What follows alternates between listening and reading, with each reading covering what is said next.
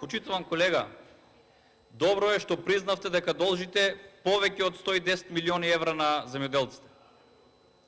И тоа го деклариравте и го кажавте од овде дека касните со исплатата и дека првично сега се зголемуваат средствата за исплата на субвенциите на земјоделците. Тоа е добро што го признавте и е доблесно.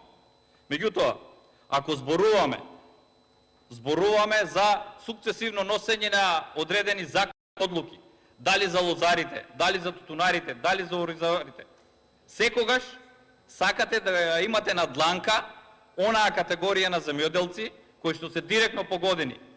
Кога ви поднесовме амандман за да се определи, односно да се обезбедат средства во висина од 300 милиони денари за интервентен фонд во земјоделството, го одбивте и не сакавте ниту да го разгледате.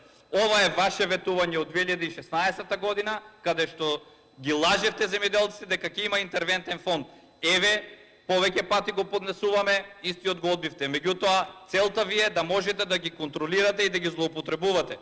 А ова што го рековте со предлог законот за обештетување на тутунарите, ова како опозиција го баравме долго време, меѓутоа вие не смогнавте сили, конкретно, доколку го освоевме овој амандман, немаше да има потреба од носење на сукцесивни закони и одлуки за обештетување на одредена категорија на земјоделци во дадениот момент кога им е најпотребно. Меѓутоа, вие сакате да имате на дланка да ги имате, да ги оценувате, да дојдат да ве молат, бидејќи во самите говори велите ние како застапувачи вака ќе направиме ке, секогаш сте на ке.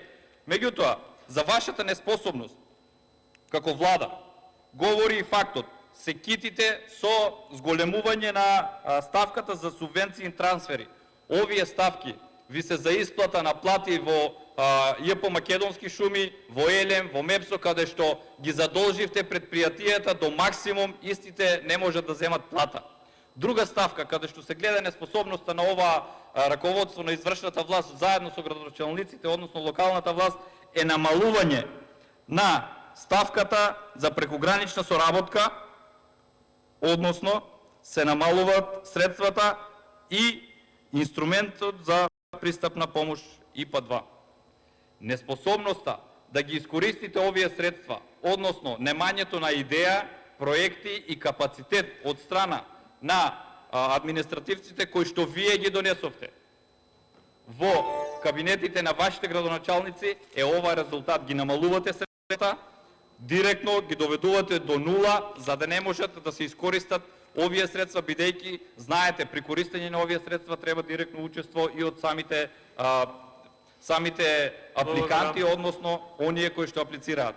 Земјоделците ги ставивте на колена и не можете никого да убедите да стоите зад нив, освен за предизборни маркетиншки цели. Благодарам.